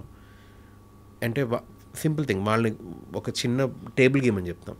ఎందుకు తాగితే నీకు వచ్చే బెనిఫిట్స్ ఏంటి, తాగకపోతే నీకు వచ్చే బెనిఫిట్స్ ఏంటి రాయమని చెప్తాం. టేక్ 1 day టైం, రాసి తీసుకురా, నీకు తాగితే నీకు వచ్చేవి ఏంటి, ఒక 10 వాటెవర్, 10, 20, 30 వాటెవర్ నీకు ఎన్ని ఉంటాయి అన్ని, తాగకపోతే వచ్చే బెనిఫిట్స్ ఏంటి రాసి తీసుకురామని చెప్తాం. దాంతో కూడా అర్థమవుతుంది మోటివేషన్ ఏంటి. వాళ్ళు తాగితే వచ్చేది ఏం చెప్తారో చెప్పిన, బాధను మర్చిపోతాను, స్ట్రెస్ ఉండదు, నిద్ర మంచిగా పడుతుంది, ఇట్లాంటి 3-4 చెప్తారు. అది హై ఉంటుంది, ఎంజాయ్ చేస్తాను. 4-5 తర్వాత రీజన్స్ ఉండవు ఇంకా వాళ్ళకి. తాగకపోతే వచ్చే వాళ్ళే ఎక్కువ రాస్తారు. ఒకవేళ తక్కువ రాస్తారు అనుకోండి, మేము వాళ్ళకి ఇంకొక 1 day టైం ఇస్తాం, ఇంకా ఆలోచించి రాసుకురండి అని. తాగితే వచ్చే రీజన్స్ ఆగిపోతాయి కానీ వేరేవి ఆగవు, రాస్తూనే ఉంటుంది. సొసైటీలో విలువ ఉంటుంది, రైట్? డబ్బులు సేవ్ అవుతాయి, మిమ్మల్ని ఎవరు ఫ్రాడ్ చేయరు, అప్పులు చేయరు. Health first thing is health. Then ఫ్యామిలీలో మీకంటే ఒక రెస్పెక్ట్ ఉంటుంది, రైట్? మీరు ఎప్పుడైనా చూసారా, ఒక ఫ్యామిలీలో ఒక బాబాయ్ ఒక మామయ్య తాగే మనిషి ఉన్నవాడు, అతనికి డివోర్స్ అయిపోయి ఉంటుంది, అతన్ని ఫ్యామిలీ డెసిషన్స్లో ఎవరు అతన్ని తీసుకోరు, ఎలిమినేట్ చేసేస్తారు. అతను ఫ్యామిలీ ఫంక్షన్కి వచ్చినా కానీ ఎందుకు వచ్చాడు, ఎప్పుడు వెళ్ళిపోతాడు అని చూస్తుంటారు. అది పాపం వాళ్ళకు కూడా బాధ కలుగుతూ ఉంటుంది, చేసే వాళ్ళకి బాధగానే ఉంటుంది, చేయించిన వాళ్ళకి కూడా బాధగానే ఉంటుంది. సో ఇవన్నీ వాళ్ళకి వాళ్ళ అవగాహన వస్తుంది. మోటివేషన్ కౌన్సిలింగ్తో అవన్నీ నేర్చుకుంటారు. తర్వాత ఫ్యామిలీ కౌన్సిలింగ్ కూడా ఉంటుంది. ఒకవేళ ఈ మనిషి తాగడానికి కారణం ఏంటి, ఏదైనా సైకలాజికల్ స్ట్రెస్ ఉందా, ఇంట్లో రిలేషన్షిప్ ఇష్యూస్ ఉన్నాయా, అవి తట్టుకోలేక ఇంకా ఏం చేయాలో తెలియక ఈ మ్యారేజ్లో నుంచి నాకు వే అవుట్ లేదు, పిల్లలు ఉన్నారు కాబట్టి ఆ బాధను దిగమింగంత అవుతున్నారా. చాలామంది మాస్క్ డిప్రెషన్ అంట. మాస్క్ డిప్రెషన్ అంటే వాళ్ళు డిప్రెషన్ ఏముంటారు, బాగా కనపడతారు, but they keep taking some kind of drugs to feel better. ఎందుకంటే రెగ్యులర్ లైఫ్ వాళ్ళకి చాలా డిప్రెసింగ్గా ఉంది for what ever reasons, right. అప్పుడు డ్రగ్ అడిక్షన్ కన్నా కానీ డిప్రెషన్ ట్రీట్ చేయాలి ఫస్ట్. అది విత్ మెడికేషన్సా ఫ్యామిలీ కౌన్సిలింగ్ అనేది case to case differs. So ఇప్పుడు మనం సైకలాజికల్గానో మెంటల్గానో ఫిక్స్ అయిపోయాము అంటే సరిపోదు. They need to go for medication. ఇవన్నీ కూడా తీసుకోవాల్సినటువంటి అవసరం ఉంది. సో మెడికేషన్ అంటే ఇప్పుడు సైకియాట్రీ అనేది అందులోకి వస్తుంది కదా. సో వాళ్ళని ఎలా ట్రీట్ చేయడం అనేది, అంటే మీరు చెప్పినట్టుగా విత్డ్రావల్ సిమ్టమ్స్ అనేవి ఉంటాయి అనేది ఫిక్స్ అయి కూడా ఉంటారు వాళ్ళు. సో అది రావట్లేదు, ఆ థాట్ని కూడా ఎలిమినేట్ చేస్తూ వాళ్ళని మళ్ళీ ట్యూన్ చేయాలి, ప్రాపర్గా వాళ్ళని షేప్ చేయాలి అంటే చాలా టైం పడుతుందా? నాట్ రియల్లీ అండి. యాక్చువల్లీ సైన్స్ ఎంత డెవలప్ అవుతుందంటే ఇప్పుడు మనకి క్రేవింగ్ తగ్గే మెడిసిన్స్ ఎన్ని ఉన్నాయో, ఇప్పుడు నాకు తాగాలైన క్రేవింగ్ ఉంది కదా, ఆ తగ్గే మెడిసిన్స్ కూడా ఉన్నాయి. కానీ నీకు ఆ మోటివేషన్ ఉండాలి, రైట్. సో మెడికేషన్ చాలా withdrawal symptoms first of all are very dangerous. ఇప్పుడు నేను ఆల్కహాల్కి ఎగ్జాంపుల్ చెప్తాను. ఆల్కహాల్కి అడిక్ట్ అయ్యాను, రైట్. ఆల్కహాల్ ఏం చేస్తుంది, బ్రెయిన్ యాక్టివిటీని తగ్గిస్తూ ఉంటుంది. అందుకనే మత్తుగా ఉంటాను, పక్కన ఏం జరుగుతుందో తెలియదు నాకు, రైట్. నిద్రపోతాను, వాట్ ఎవర్, స్ట్రెస్ తగ్గుతుంది. అవన్నీ 10 ఏళ్ళు 2 ఏళ్ళు తాగిన మనిషి సడన్గా ఇవాళ ఆపేశాడు అనుకోండి, ఫిట్స్ వస్తాయి. ఎందుకు, సప్రెస్ ఏం బ్రెయిన్ యాక్టివిటీ ఇప్పుడు ఆల్కహాల్ లేకపోవటం వల్ల సడన్గా ఫైర్ అవుతూ ఉంటుంది. అదే ఫిట్స్, ఆ న్యూరాన్స్ ఫైర్ అవుట్ అనే ఫిట్స్ అంటాం మనం. ఫిట్స్ వస్తాయి. ఫిట్స్ వచ్చినప్పుడు సడన్గా కింద పడవచ్చు, తల పగలచ్చు, ఫ్రాక్చర్ అవ్వచ్చు, రైట్. ఇలా 100 కారణాలు ఉంటాయి. So definitely first 3 days to 1 week are very crucial. అది హాస్పిటల్లో అడ్మిట్ అయ్యి డీటాక్స్ అంటాం కదా. డీటాక్స్ అంటే డాక్టర్ పర్యవేక్షణలో వాళ్ళ వైటల్స్ అన్నీ చెక్ చేసుకుంటూ స్కాన్స్ అన్నీ చేసి బ్లడ్ టెస్టులు చేసి ఎంత ఎఫెక్ట్ అయింది ఈ డ్రగ్, ఎంత ఎఫెక్ట్ చేసింది బాడీలో అది తెలుసుకుంటూ విత్డ్రావల్ ట్రీట్మెంట్ చేసి, వన్స్ విత్డ్రావల్ పీరియడ్ అయిపోయిన తర్వాత ఒక్కొక్క డ్రగ్కి ఒక విత్డ్రావల్ పీరియడ్ ఉంటుంది. ఆల్కహాల్కి ఒక 1 week to 2 weeks అనుకోండి, స్మోకింగ్కి ఒక 10 days అనుకోండి, అట్లా ఇంకా హార్డ్ డ్రగ్స్కి ఇంకొంచెం అనుకోండి. అది అయిపోయిన తర్వాత కౌన్సిలింగ్ షిఫ్ట్ చేస్తాం వాళ్ళు. So counsellors then they take over. అందులో ఇండివిజువల్ కౌన్సిలింగ్ ఉంటుంది, ఫ్యామిలీ కౌన్సిలింగ్ ఉంటుంది, గ్రూప్ కౌన్సిలింగ్ కూడా ఉంటుంది. కొంత గ్రూప్ కౌన్సిలింగ్ బాగా వర్క్ అవుతుంది. ఇప్పుడు మన 4 తాగే అలవాటు ఉందనుకోండి, రైట్. 4 వేరే వేరే రీజన్స్ వల్ల తాగుతున్నాం, రైట్. బట్ దానివల్ల మనం ఏం కోల్పోయామని 4 కూర్చొని మాట్లాడుకుంటే మనకే ఒక మోటివేషన్ వస్తుంది, అవగాహన వస్తుంది. దీనివల్ల మనం 4 వేరే వేరే కోల్పోయాం, ఎవరూ ఏం గెయిన్ చేయలేదు అనేది వాళ్ళకి తెలుస్తుంది, రైట్. సో ఆర్ జెనెటిక్గా రన్ అవుతుంది కదా. ఇప్పుడు కొంతమంది పేరెంట్స్ ఆల్కహాల్కి చచ్చిపోయి ఉంటారు, రైట్. బట్ దీనికి కూడా జీన్ ఉంది కాబట్టి మళ్ళీ ఆల్కహాలిక్ అవ్వచ్చు. సో అప్పుడు ఆ కౌన్సిలింగ్లో we touch up on that also. మీ నాన్నగారు లేకపోవడం వల్ల మీ లైఫ్ ఎంత ఎఫెక్ట్ అయింది, మీ మదర్ లైఫ్ ఎంత ఎఫెక్ట్ అయింది, రైట్. ఇప్పుడు do you want the same for your son, right. ఇవన్నీ lot of crucial points will come out కౌన్సిలింగ్లో. సో ఇప్పుడు మీరు వాళ్ళకి ట్రీట్ చేస్తున్నారు, కౌన్సిల్ చేస్తున్నారు, అండ్ వాళ్ళలో ఉన్నటువంటి ఆ అడిక్షన్ ఏదైతే ఉందో దాన్ని తీసేయాలి, విత్డ్రావల్ సిమ్టమ్స్ లేకుండా చేయాలి, పర్ఫెక్ట్గా అంతకుముందు ఎలా ఉన్నారో వాళ్ళు అలా చేయాలి. ఎంత టైం పడుతుంది మీకు?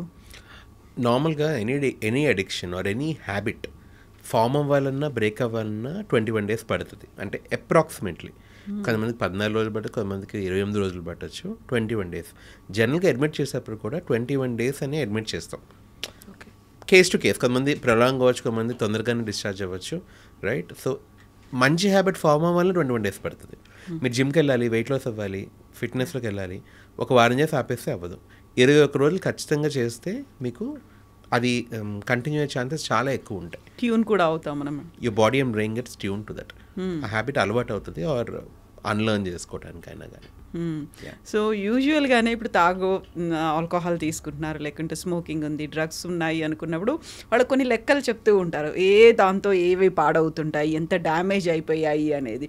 ఇప్పుడు ఒక సిగరెట్ కనుక తీసుకుంటే ఎంత లైఫ్ స్పాన్ పోతుంది, లేకుంటే ఎంత మనకు డ్యామేజ్ అవుతుంది అనేది ఎలా చెప్తారు వాళ్ళకి? అంటే స్మోక్ ఇయర్స్ అంటాం మేము మెడికల్ దానిలో. స్మోక్ ఇయర్స్ అంటే తాగిన ఎంత నికోటిన్ కంటెంట్ బట్టి ఎన్ని minutes of your life is coming down అని చెప్పి, రైట్. కానీ ఒకటి చెప్పాలంటే ఆల్రెడీ అడిక్షన్ అయిపోయిన వాళ్ళకి మీరు 2 ఏళ్ళు ముందు చచ్చిపోతారని చెప్పినా వాళ్ళకి అది పట్టదు, వాళ్ళకి ఆ మోటివేషన్ ఉండదు. సో కౌన్సిలింగ్ మనం వేరే విధంగా చేయాలి వాళ్ళకి. బట్ జనరల్గా వేరే వాళ్ళకి తెలుసుకోవాలంటే స్మోక్ ఇయర్స్ అని అంటాం. అది మీరు తాగే సిగరెట్ బట్టి, అది లావు సిగరెట్టా, సన్న సిగరెట్టా, ఎన్నిసార్లు స్మోక్ చేస్తారు, బ్రాండ్ బట్టి కూడా we can calculate that will take some 1-to-1 consultation to understand. So ఇప్పుడు సిగరెటే అంటే కాదు కదా, చుట్టా, బీడి ఇలాంటివన్నీ కూడా ఉన్నాయి కాబట్టి వాటికి కూడా డిఫరెన్స్ అనేది ఉంటుంది. అదే కాదు, మీరు ముగ్గురు ఫ్రెండ్స్ స్మోక్ చేస్తున్నారు, మీరు వాళ్ళతో కలిసి ఒక ఇలాంటి క్లోజ్ రూమ్లో కూర్చున్నారు, మీ ఇయర్స్ కూడా తగ్గుతాయి. వాళ్ళంతా ప్యాసివ్ స్మోకింగ్ వాళ్ళంతా తగ్గకపోయినా నాకు బయటకు వచ్చిన వాళ్ళకన్నా తగ్గుతాయి. ఇప్పుడు సిగరెట్ స్మోకింగ్ని 1 వీక్లో 7 డేస్లో అలా మానేయించవచ్చు అంటారా? సో ఆల్కహాల్ మానటం easier, smoking is a big silent killer అన్నమాట. ఎందుకంటే స్మోక్ చేసి మనమేమి తూలిపోము, పడిపోము, సోషల్గా ఎంబారసింగ్ ఏం బిహేవ్ చేయము, ఎవరు దాని గురించి మాట్లాడుకోరు, నోట్లోకి మింటేసుకొని ఏమి స్మోక్ చేయనట్టు వచ్చి కూర్చోవచ్చు. సో అందుకని వాళ్ళు అది యూజువల్గా ఆపరు. అండ్ స్మోక్ని చాలా స్టైలిష్గా కూడా చూపిస్తారు కదా మన సినిమాలో కానివ్వండి. హీరోయిక్ ఇమేజ్ అంటే rough and tough man smoke చేయటము అవన్నీ చూపిస్తుంటారు. యాక్చువల్లీ సగం మంది స్మోక్ కూడా సరిగ్గా చేయరు, స్టైల్గా అట్లా బుగ్గలో ఊది బయటకు పంపిస్తూ ఉంటారనమాట. బికాజ్ ఈవెన్చువలీ వాళ్ళు ఆ సిగరెట్ పట్టుకోవడం కూడా ఎడిక్ట్ అవుతారు, ఆ స్మోక్ చూడటానికి కూడా ఎడిక్ట్ అవుతారు, ఆ స్మోక్ ప్యాటర్న్స్ని. ఆ హుక్కా కూడా అంతే కదా, ఇట్లా హుక్కా చేసినప్పుడు అంత స్మోక్ ప్యాటర్న్ రావటం, దాంతో ఫొటోస్ దిగటము, ఇవన్నీ you get addicted to these things. Smoking ఎప్పుడు మేము ఎట్లా చెప్తామంటే, ఆల్కహాల్ అయితే సడన్గా ఆపేయమని చెప్తాం. నిన్న తాగారు కదా ఇవాళ తాగొద్దు, ఇవాళ మందులు ఇస్తామని. స్మోకింగ్ మామూలుగా సెట్ ఎ క్విట్ డేట్ అని చెప్తాం. సెట్ ఎ క్విట్ డేట్ అంటే 4 weeks from now నేను నా పేషెంట్ కలిసి అగ్రీ చేసుకుంటాం, ఒక ఒప్పందం లాగా 4 వారాల్లో మీరు ఆపేయాలి. ఇవాళ మీరు ఇప్పుడు ఒక ప్యాక్ తాగుతున్నారు, ప్యాక్ ఆఫ్ 20, రైట్? నెక్స్ట్ 1 weekలో నెక్స్ట్ ఫాలోఅప్ కల్లా మీరు ప్యాక్ ఆఫ్ 20 15కి తీసుకుని రావాలి, రైట్? దెన్ సెకండ్ వీక్లో will bring it to 10. Third week నుంచి నికోటిన్ రిప్లేస్మెంట్ థెరపీ స్టార్ట్ చేస్తాం. నికోటిన్ ప్యాచ్ ఉంటుంది, అది మీరు తాగే సిగరెట్స్ బట్టి డోస్ క్యాలిక్యులేట్ చేసి స్టిక్కర్ లాగా ఉంటుంది, మెడికల్ నికోటిన్. ఇదేం చేస్తుంది, బ్రెయిన్లో నికోటిన్ ఎక్కడైతే వెళ్ళి అటాచ్ అవుతుందో ఇది దానికన్నా ముందే వేగంగా వెళ్ళి అటాచ్ అవుతుంది. సో స్మోక్ చేస్తే అంత హై అనిపించదు. సో ఈవెన్చువల్లీ మీకే చిరాకు వచ్చి ఆపేస్తాం. అది మెల్లగా నికోటిన్ రిప్లేస్మెంట్ థెరపీలోకి వెళ్తాము. And there are medications also smoking మీద క్రేవింగ్ తగ్గించడానికి, స్మోక్ చేసినప్పుడు డోపమిన్ సెక్రెట్ అవ్వకుండా ఉండటానికి. అప్పుడు హై లేకపోతే ఇంకా స్మోక్ చేయం కదా, రైట్? అలాంగ్ విత్ దట్ స్మోకర్స్కి స్ట్రెస్ చాలా ఎక్కువ ఉంటుంది.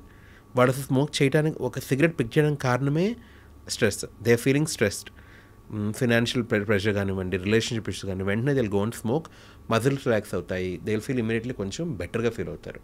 బట్ అది ఓన్లీ టెంపరీ రిలీఫ్ మాత్రమే. అది it will put you in a loop of stress again. Smoke చేయకపోతే మీ స్ట్రెస్ హార్మోన్ లెవెల్స్ పెరిగిపోతూ ఉంటాయి. Then you will pick 2 cigarettes, 3 cigarettes, 4 cigarettes, then chain smoking. ఇది కంటిన్యూ అవుతూ ఉంటుంది. So we'll set a quit date. కొన్నాళ్ళ తర్వాత nicotine replacement therapy start చేస్తాము, మెడిసిన్స్ కూడా ఇస్తాము. అలాంగ్ సైడ్ స్ట్రెస్, యాంగ్జైటీ ఇవన్నీ ఉంటే అవి కూడా ట్రీట్ చేస్తాం. ఓకే. సో ఇప్పుడు మనం స్మోకింగ్, ఆల్కహాల్ అంటేనేమో వి నీడ్ ఒక గ్రూప్ అనేది.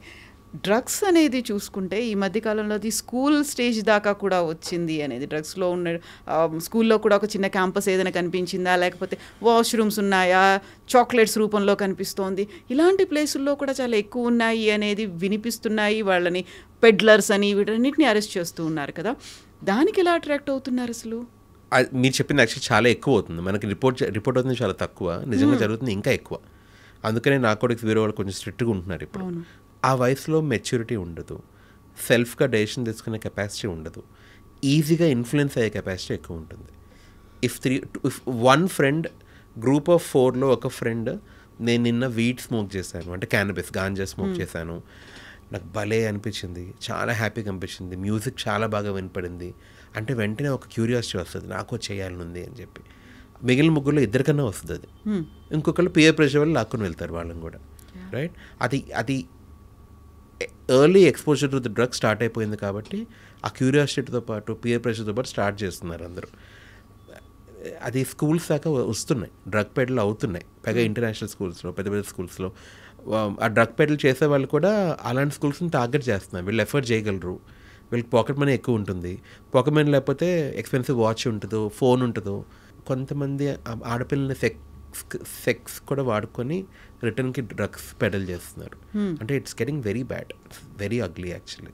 Yeah. సో ఇవన్నీ కూడా ఇంతకుముందు మనకు బార్ అంటే అక్కడ మరి we can drink and we can smoke అనేది ఉండేది. అలా కాదు, పబ్బుల్లో డ్రగ్స్ కోసం కూడా సెపరేట్ కౌంటర్లు ఉన్నాయి, బార్ కోడ్స్ అనేవి ఉన్నాయి, ఈజీ యాక్సెస్ అనేది ఉంటుంది.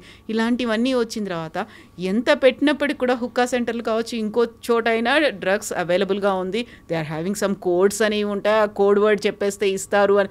ఇవన్నీ ఉన్నప్పుడు హైడ్ చేయడం ఒకటితో పాటుగా దాన్ని తీసుకోవడం అనేది కూడా చాలా సీక్రెట్గా తీసుకోవాల్సినటువంటి అవసరం ఉంటుంది. When they are getting that high, ఆ హై ఫీల్ వస్తుంది అనుకున్నప్పుడు సీక్రెట్గా చేయాల్సినటువంటి వ్యవహారాలు, అందులో కూడా వాళ్ళు చాలా జాగ్రత్తగా ఉండాల్సి, ఇన్ని రకాలుగా ఆలోచించి తీసుకోవాలా అనే ఆలోచన రాదా అసలు? ఎందుకంటే వాళ్ళొక లూప్లో పడిపోతారు.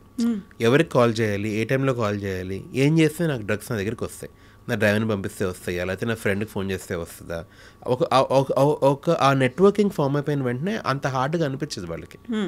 ఫస్ట్ టైం చేసేప్పుడు వేరే స్ట్రెస్ఫుల్గా ఉంటుందేమో, ఎవరికైనా దొరుకుతామా ఏంటి అని చెప్పి. తర్వాత ఏముండదు. ఒక పేషెంట్ అయితే గాంజా ఎక్కడ పండిస్తున్నారు, నువ్వు ఎక్కడ దొరుకుతున్నాయి అంటే నా బ్యాక్ యార్డ్లో పండిస్తున్నా అని చెప్తున్నాడు. Karnataka patient was telling me, నా బ్యాక్ యార్డ్లో పండిస్తాను నేను, మీ ఇంట్లో వాళ్ళు అంటే వాళ్ళకి తెలియదు అదేంటి అని చెప్పి. సో అంటే యాక్చువల్గా అక్కడ ఏముంది, బ్యాక్ యార్డ్లో ఏం పెంచుతున్నారు, చాలా కూరగాయలతో పాటు ఉంటుంది, ఇది కూడా పండిస్తున్నాడండి అబ్బాయి. సో అంటే అక్కడ పేరెంటింగ్ అనేది కూడా ఎలా ఉంది అనేది, అంటే దాన్ని పట్టించుకోవట్లేదా, నిర్లక్ష్యమా, పాపం అవగాహన లేక కూడా అయి ఉండొచ్చు. రైట్, మేబీ వీళ్ళు పేరెంట్స్ అంత ఎడ్యుకేషన్ అవగాహన ఉండకపోవచ్చు, వారు అన్రియలిస్టిక్ ట్రస్ట్ కూడా ఉండొచ్చు అబ్బాయి మీద. అట్లా ఎవరో ఊహిస్తారు మీ బ్యాక్ యార్డ్లో, అంటే ఒక విల్లాలో బ్యాక్ యార్డ్లో అన్ని కూరగాయల మధ్యలో వీటి పండిస్తున్నారని ఎవరు, నోబడీ విల్ థింక్ కదా. And it's also I think we shouldn't blame parents. పాపం ఐ థింక్ ఏం వచ్చినా పాపం పేరెంట్స్ని బ్లేమ్ చేస్తాం మన సొసైటీలో కదా. It's very hard. ఇప్పుడు ఒక డ్రగ్ అడిక్షన్ ఎవరికైనా అయిందంటే ఆడపిల్లని ఎక్కువ బ్లేమ్ చేస్తారు, మదర్స్ని. నువ్వు జాబ్ చేసి ఏం సాధించావు, మీ కొడుకెలా అయిపోయాడు చూడు. You know what I mean, right? It's very unfortunate. అంటే ఇంటి పట్టున ఉండుంటే పిల్లలకి ఎట్లా ఇంట్లో కూర్చొని కాదు కదా అలవాటు చేసుకుంది, బయటకు వెళ్ళి చేసుకున్నాడు. అలా అంటే పిల్లాన్ని కూడా స్కూల్ పంపించేసి కూర్చోబెట్టాలి నీతో పాటు జీవితం మొత్తం, రైట్? సో పేరెంట్స్ని బ్లేమ్ చేయడం I think it's not correct. More vulnerable అవుతున్నారు అనేది కూడా. ఇద్దరు జాబ్ చేసేసరికి ఇంటి గురించి పట్టించుకోవట్లేదు, పిల్లల గురించి ఆలోచించట్లేదు, ఇవన్నీ కూడా బ్లేమ్ చేసేది ఫస్ట్ అంతా మదరే విక్టిమ్ అయిపోతుంది. బట్ మనం ఫోకస్ పెట్టాల్సింది అక్కడ పిల్లలు, పీర్ గ్రూపు, లేకపోతే స్కూల్స్లో అట్మాస్ఫియర్ ఎక్కడ అవైలబుల్గా ఉన్నాయి, వీటన్నిటి మీద కూడా ఫోకస్ పెట్టాలి. ఫస్ట్ మన ఇంటి నుంచే రావాలి అంటే ఏం చేయాలంటారు? మన ఇంట్లో కూడా I think age appropriate videos చూపించడం వాళ్ళకి, how drugs effect your body, simple videos, or having healthy discussions. కొంతమంది ఏంటంటే డ్రగ్స్ అనే మాట అసలు వాడద్దు, వాళ్ళకి అసలు తెలుస్తుంది వాడితే డ్రగ్స్ అనేవి ఉన్నాయని కూడా ఆ అవగాహనే ఉండదు, మాట్లాడరు దాని గురించి. అన్నీ సైలెంట్ డిస్కషన్సే. ఓపెన్గా మాట్లాడాలి. నాన్న నీకు ఈ వయసులో డ్రగ్స్ అలవాటు అవ్వచ్చు, నీ ఫ్రెండ్స్ చేయొచ్చు, ఇవి real life scenarios, right? How will you handle it, how will you say no, right? And ఏం జరిగినా కానీ వెనక్కి వచ్చి పేరెంట్స్ చెప్పే ట్రాన్స్పరెన్సీ మెయింటైన్ చేయాలి. ఇప్పుడు ఫర్ ఎగ్జాంపుల్ నా ఫ్రెండ్స్ స్మోక్ చేస్తున్నారు, నాకు 14 years, నేను జస్ట్ ఒక డ్రాగ్ తీసుకున్నాను, రైట్? నేను ఇంటికి వచ్చి చెప్తే నన్ను కొడతారు, నన్ను స్కూల్ పంపించేస్తారు, వాట్ ఎవర్, నన్ను రెస్ట్రిక్ట్ చేసేస్తారు, నా ఫ్రెండ్ మీద అనిపిస్తే నేను ఎప్పటికీ చెప్పను, right? You have to have that equation with your parents where you are, అంటే ట్రాన్స్పరెంట్ కమ్యూనికేషన్ ఉండే ఒక ఫ్యామిలీ అట్మాస్ఫియర్ వాళ్ళు క్రియేట్ చేయాలి.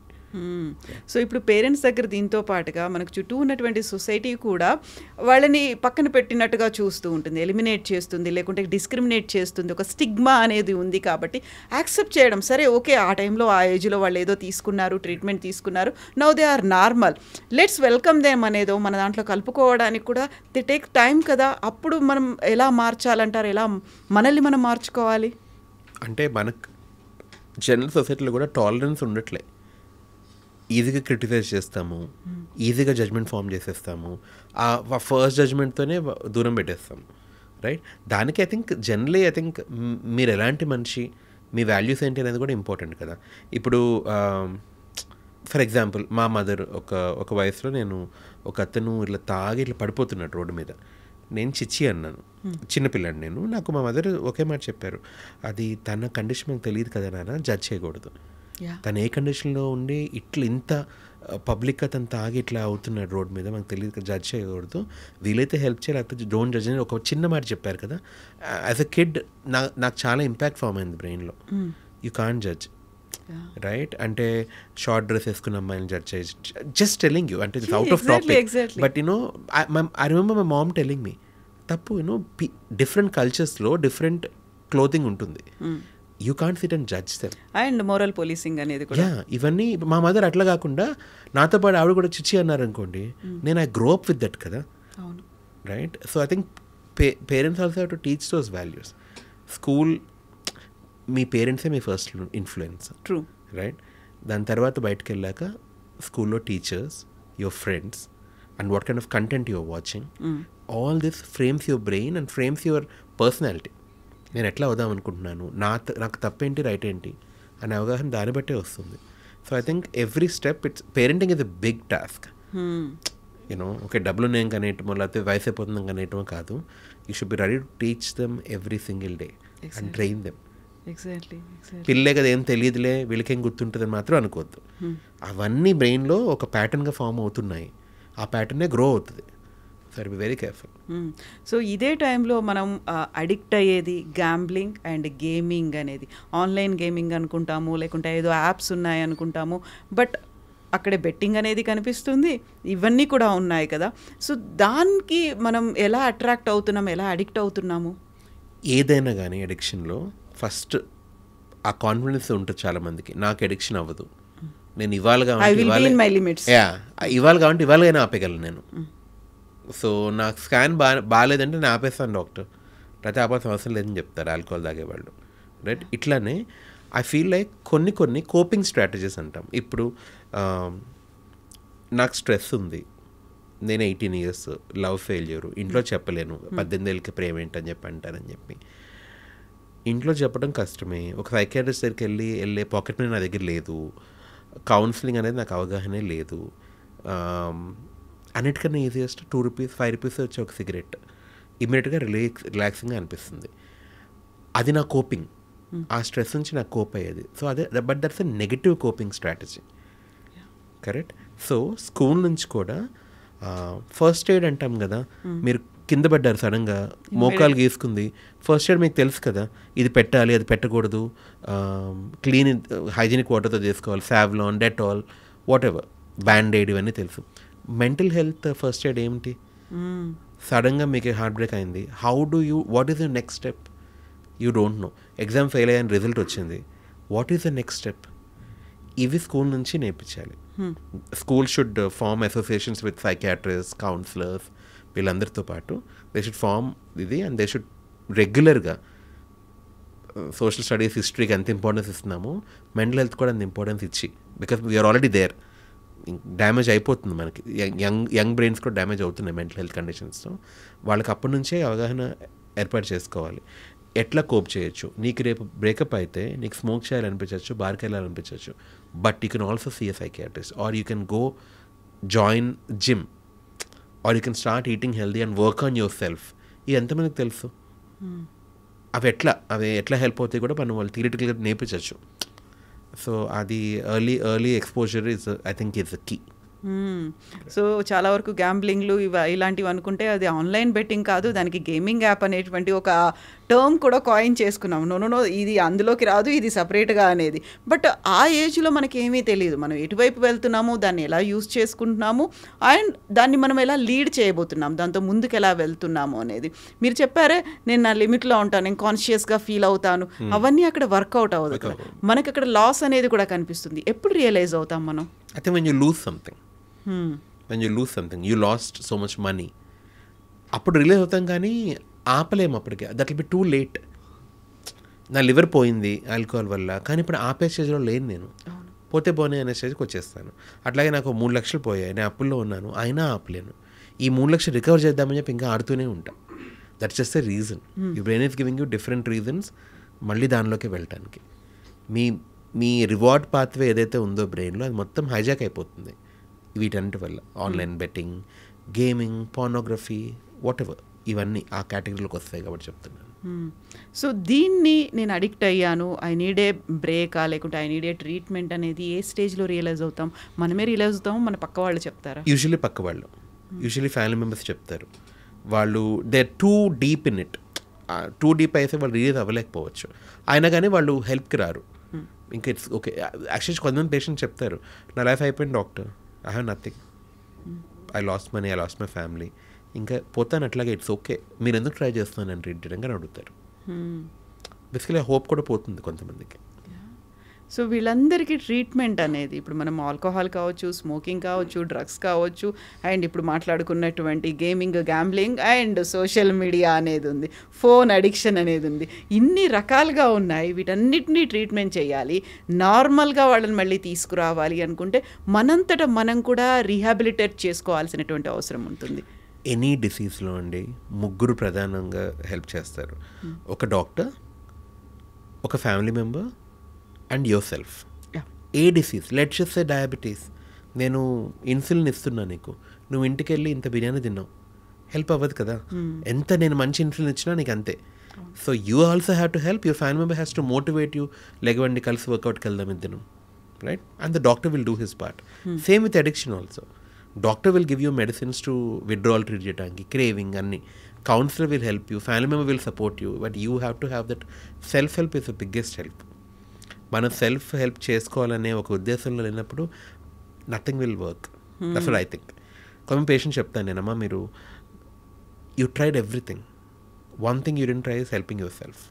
You're relying on me, relying on a counsellor, relying on your family, వీళ్ళ మీద రిలై అవుతున్నారు కదా better అవ్వాలని చెప్పి. Why don't rely on yourself? Form that self trust that I can get out of this. That is very important. అంటే చెప్తే ఫిలసాఫికల్గా ఉందేమో కానీ, but that is absolutely important. యాక్చువల్గా ముందు నాకు నేనుగా అలాగే ఉండేవాళ్ళను. ఆ తర్వాత ఏదో లైక్ డిఫరెంట్ ఫ్యాక్టర్స్తో అడిక్షన్ అనేది వచ్చింది. ఆ తర్వాత మళ్ళీ నేను నార్మల్గా అవ్వడానికి ఆ డిఫరెంట్ ఫ్యాక్టర్స్ అన్నిటినీ దూరం చేసుకొని వెళ్ళాలి. ఆ స్టేజ్లో మళ్ళీ నాకు నేనుగా ఉండాలి అంటే ఒకసారి ఆల్రెడీ నమ్మకం పోయింది. నాకు నేనుగా నేను లేను కాబట్టి ఇలా అడిక్షన్స్ వచ్చాయి. మళ్ళీ నాకు నేనుగా నేను మారాలి అనుకుంటే ఎక్స్టర్నల్ ఫ్యాక్టర్స్తో పాటుగా ఇంటర్నల్ ఫ్యాక్టర్, ఆ నమ్మకం పోయింది కదా, దాన్ని ఎలా గెయిన్ చేసుకోవాలి మళ్ళీ నాకు నేనుగా? Through motivational counselling. ఇందాక చెప్పాను కదా, what did you lose, what do you gain. మీరు ఈ డ్రగ్ ఆపితే వాట్ ఆల్ యూల్ గెయిన్. మీరు నెక్స్ట్ 2 monthsలో ఇది గెయిన్ చేస్తారు, నెక్స్ట్ 6 monthsలో ఇది గెయిన్ చేస్తారు, నెక్స్ట్ 1 yearలో ఇది గెయిన్ చేస్తారు. మేము యాక్చువల్లీ చార్ట్స్ వేసి చూపిస్తాం. మీ లివర్ 6 monthsలో మీకు రిటర్న్ వస్తుంది. Your wife will come back to you in another 3 months because she'll start trusting you. Regular counselling వెళ్తున్నారు, ఆల్కహాల్ ముట్టుకోలేదు 3 నెలల నుంచి అంటే తను ఉండలేదు నువ్వు లేకుండా. She'll come back, your kids will come back. In the next 1 year you'll find a job. ఒక 2-3 న్యూ లాంగ్వేజెస్ నేర్చుకుంటావు, వాట్ ఎవర్ కోడింగ్ లాంగ్వేజెస్ నేర్చుకుంటావు, you'll become more capable and మళ్ళీ జాబ్కి వెనక్కి వెళ్ళొచ్చు నువ్వు. ఇట్లా will tell them your health, your family and your job is coming back. ఇంకేం కావాలి? కరెక్ట్. అట్లా అంటే ఎగ్జాంపుల్ చెప్తున్నాను, క్విక్ ఎగ్జాంపుల్. అట్లా we do micrographs also. Next 1 monthలో what are the benefits that you will see, right? So వ్యసనాలన్నీ కోల్పోవాలి, ఆ తర్వాత నాకు నేనుగా రావాలి, నన్ను నేను సాధించుకోవాలి, నన్ను నేనుగా చూసుకోవాలి. ఎంత టైం పడుతుంది అక్కడ? గివ్ యువర్ సెల్ఫ్ 6 months అని చెప్తాను. అంటే also depends on the drug. మనం ఏ డ్రగ్ గురించి మాట్లాడుకుంటున్నాం దాన్ని బట్టి కూడా టైం డ్యూరేషన్ ఉంటుంది. ఆల్కహాల్ కామన్ కాబట్టి ఆల్కహాల్ అని చెప్తున్నాను. I think 21 days to 6 months. So ఇప్పుడు సిగరెట్ స్మోకింగ్ మానడానికి సమ్ అదర్ ఈ సిగరెట్స్ అనేవి ఇస్తారు, దాన్ని డీ అడిక్షన్ నుంచి బయటపడడానికి ఇది అలవాటు చేసుకోండి అనేది. అలా వీటన్నిటినీ మానేయడానికి మళ్ళీ నాకు నేనుగా నేను ఇంకేదైనా అలవాటు చేసుకోవాల్సిన అవసరం ఉంటుందా? Not really. ఈ సిగరెట్స్ అది అసలు డాక్టర్స్ అడ్వైస్ చేసింది కాదు. అవి ఎవరికి అడ్వైస్ చేసేవాళ్ళంటే కొంతమంది డాక్టర్స్ క్రిటికల్ ఇంకా చైన్ స్మోకర్స్, వీళ్ళకి ఇంకేమీ హెల్ప్ అవ్వు అనుకున్నప్పుడు దీనికన్నా ఇది కొంచెం బెటర్ కదా, కొంచెం better, remember that also, but it's very dangerous. కొంచెం బెటర్ అనే ఒక దానిలో వేపింగ్, ఈ సిగరెట్స్ అవన్నీ అట్లా వస్తుంది. కానీ పేషెంట్ పైన ఎట్లా వర్క్ చేస్తుంటే ఆ ఒక్క అడ్వైస్లో ఫస్ట్ పార్ట్ మాత్రమే వింటారు, it is better than this అనేది వదిలేస్తారు. Doctor told me vaping is better, doctor told me vaping is good. నేను ఒకసారి పేషెంట్ చెప్పాను, ఇద్దరం సిగరెట్ ఆపే ప్రయత్నంలో ఉన్నాం, నేను అతనితో ఆపించడానికి ప్రయత్నంలో ఉన్నాను. ఐ టోల్డ్ హిమ్ 6 PM తర్వాత సిగరెట్ తాగొద్దు, మీ నిద్ర ఎఫెక్ట్ అవుతుంది కాబట్టి. ఆయనకి ఎట్లా వినపడిందంటే, వినపడటం కాదు, ఆయన అర్థం చేసుకుంది, బ్రెయిన్ ఎట్లా అర్థం చేసుకుందంటే 6 వరకు తాగితే ఏం కాదు, 6 తర్వాత మాత్రమే, 6 తర్వాత మాత్రమే తాగకూడదు అని చెప్పి వాళ్ళ వైఫ్ నెక్స్ట్ డే వచ్చింది, సార్ మీరు 6 వరకు తాగితే ఏం కాదని చెప్పారా మా హస్బెండ్కి అని. You know, so your brain thinking everything is modified. నాకు ఏం కావాలనుకుంటున్నారో అది మాత్రమే వింటాను. అదనే కూడా కాదు, బ్రెయిన్ అట్లా ట్యూన్ అయిపోతుంది.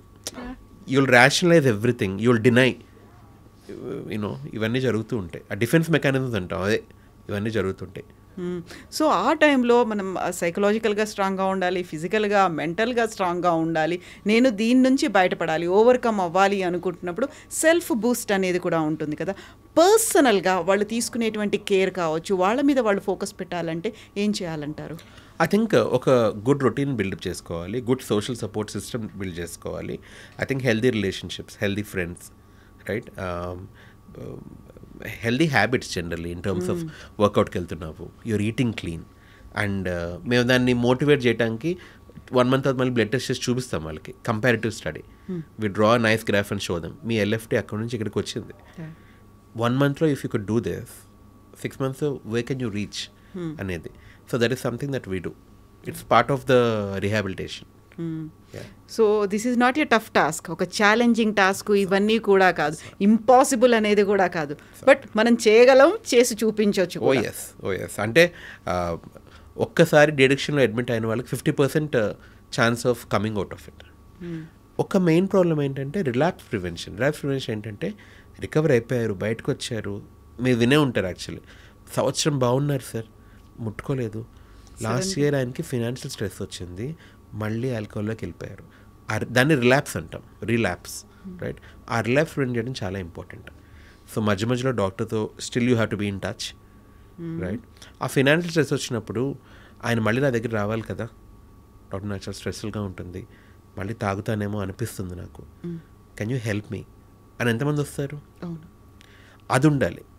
ఐ థింక్ సెల్ఫ్ హెల్ప్ అన్నారు కదా, సెల్ఫ్ హెల్ప్ అంటే ఐడెంటిఫై చేసుకోవడం కూడా, ఎర్లీ సైన్స్, నాకు తాగాలనిపిస్తుంది, లేకపోతే నాకు దాని క్రేవింగ్ ఎక్కువ వస్తుంది అనేది ఉంటుంది కదా, అది కూడా ఇంపార్టెంటే. So relapse prevention also is the most important thing. ఎందుకంటే చాలామంది ఈ డాక్టర్ చాలా బాగా ట్రీట్ చేస్తున్నారు, అసలు సంవత్సరం వరకు ముట్టుకోలేదంటారు, సంవత్సరం తర్వాత ముట్టుకున్నా వాట్స్ ద పాయింట్? అక్కడ రియలైజేషన్ వచ్చింది అనుకున్నప్పుడు కూడా అది వెనక్కి వెళ్ళిపోతుంది కదా, మళ్ళీ మనం వీఆర్ అందులోకే వెళ్ళిపోతున్నాం, దాన్నే మళ్ళీ అడిక్ట్ అవుతున్నాము, లేకపోతే దానికి అలవాటు పడిపోతున్నాము అనుకున్నప్పుడు సెల్ఫ్గా తీసుకోవాల్సింది ఉంటుంది. అట్ ద సేమ్ టైం మళ్ళీ అప్పుడు మీ అవసరం కూడా ఉంటుంది. దాన్ని రియలైజ్ అయ్యే వాళ్ళు చాలా తక్కువ ఉంటారు. చాలా చాలా అంటే ఒక ఎమోషనల్ ఇంటెలిజెన్స్ అంటాం, బుక్ ఇంటెలిజెన్స్ కాదు, ఎమోషనల్ ఇంటెలిజెన్స్, అది కూడా ఇంపార్టెంట్. నేను ఇప్పుడు ఈ సిచ్యువేషన్లో ఎట్లా రియాక్ట్ అవుతానని మనకు తెలిసి ఉండాలి, రైట్. ఆ ఎమోషనల్ ఇంటెలిజెన్స్ ఉన్నవాళ్ళు they will come out of this quicker and faster. దాన్ని యాక్సెప్ట్ చేయగలిగేటువంటి ఆ కెపాసిటీ కూడా ఉండాలి. ఫర్ ఎగ్జాంపుల్ ఒక ఇంట్లో చావు లేకుండా ఉండదు కదా, చావు లేని ఇల్లే లేదు, రైట్. అన్ఫార్చునేట్లీ అది యంగర్ వాళ్ళు కావచ్చు, ఓల్డర్ వాళ్ళు కావచ్చు, right. For example you lost your parent, right. At some point you should know, ఒక ఎమోషనల్ ఇంటెలిజెంట్ మనిషి ఏదో ఒక టైంలో నా లైఫ్లో మా పేరెంట్ని కోల్పోతాను అనే అవగాహన ఉన్నవాళ్ళు ఆల్కహాల్ ముట్టుకోరు. వేరే వాళ్ళు ఆ ఎమోషనల్ ఇంటెలిజెన్స్ లేనప్పుడు నేను బాగా భరించలేకపోతున్నాను, నేను తాగా మత్తులో ఉంటాను, నాకు అట్లీస్ట్ తెలియదు మా మదర్ లేరని ఇంట్లో, మా ఫాదర్ లేరని ఇంట్లో అనేవాళ్ళు they'll pick up the alcohol glass. ఈ బాధల నుంచి, కష్టాల నుంచి బయటపడడానికి ఏకైక ఫ్రెండ్ అంటామా, లేకుంటే దాన్ని ఇంకొక సొల్యూషన్ అంటామా, దాని మీద డిపెండెన్సీ అనేది పెరిగిపోతుంది. Absolutely. Thank you so much doctor. అంటే ఎక్కడిది ఏం చేసినా కానీ మనం లైక్ మనంతటా మనం ఎలా ఉన్నాము, ఏంటి, సైకలాజికల్గా ఉన్నామా, ఫిజికల్గా, మెంటల్గా దేని మీద డిపెండ్ అవుతున్నాము, and if you are not helping ourselves you are there to help them. Oh yeah, for sure. Thank you so much. Thank you. Thank you.